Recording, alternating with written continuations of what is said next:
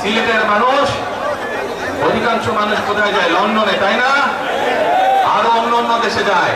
কিন্তু এই যে মানুষগুলো যাচ্ছে, এই মানুষগুলোকে আমরা বিভিন্ন ভাবে ট্রেনিং দিতে চাই। ট্রেনিং দিয়ে ভাষা শিক্ষার মাধ্যমে আমরা এই মানুষগুলোকে দক্ষ করে গড়ে তুলতে চাই। সিলেটের বহু মানুষ ব্যবসা মধ্যপ্রাচ্যের বিভিন্ন দেশে যায়। আমরা এই মানুষগুলোকে দক্ষ করে গড়ে তুলে কর্মসংস্থানের সুযোগ তৈরি করতে চাই। কিন্তু সেই সুযোগ তৈরি করা একমাত্র তখনই সম্ভব যখন আপনারা ধানের শীষকে জয়যুক্ত করতে পারবেন। কি পারবেন? যুব সমাজের কর্মসংস্থান তৈরি করতে চাই। আমার লক্ষ লক্ষ ভাই বোনেরা বেকার হয়ে বসে আছে, আমরা তাদেরকে বেকার রাখতে চাই না। আমরা তাদের জন্য কাজের সংস্থান সৃষ্টি করতে চাই, কারণ তারা যাতে স্বাবলম্বী হতে পারে। তাদেরকে বিভিন্ন বিষয়ে ট্রেনিং দিয়ে আমরা দক্ষ শ্রমিক হিসাবে গড়ে তুলতে চাই।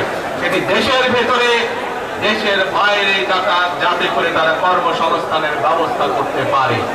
সরকার থেকে আমরা ইনশাল্লাহ সেই ব্যবস্থা গ্রহণ করব, যাতে সেই দক্ষ মানুষকে সারা পৃথিবীতে আমরা ছড়িয়ে ছিটিয়ে দিতে পারি, যাতে করে তারা স্বাবলম্বী হয়ে নিজের পায়ে দাঁড়াতে পারে। প্রিয় ভাই বোনেরা, সেজন্যই আমরা আরেকটি কথা বলি,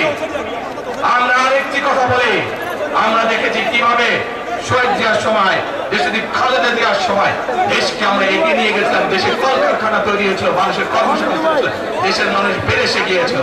সেজন্যই আমরা বলতে চাই, করবো কাজ, দেশ সবার আগে, করবো কাজ সবার আগে।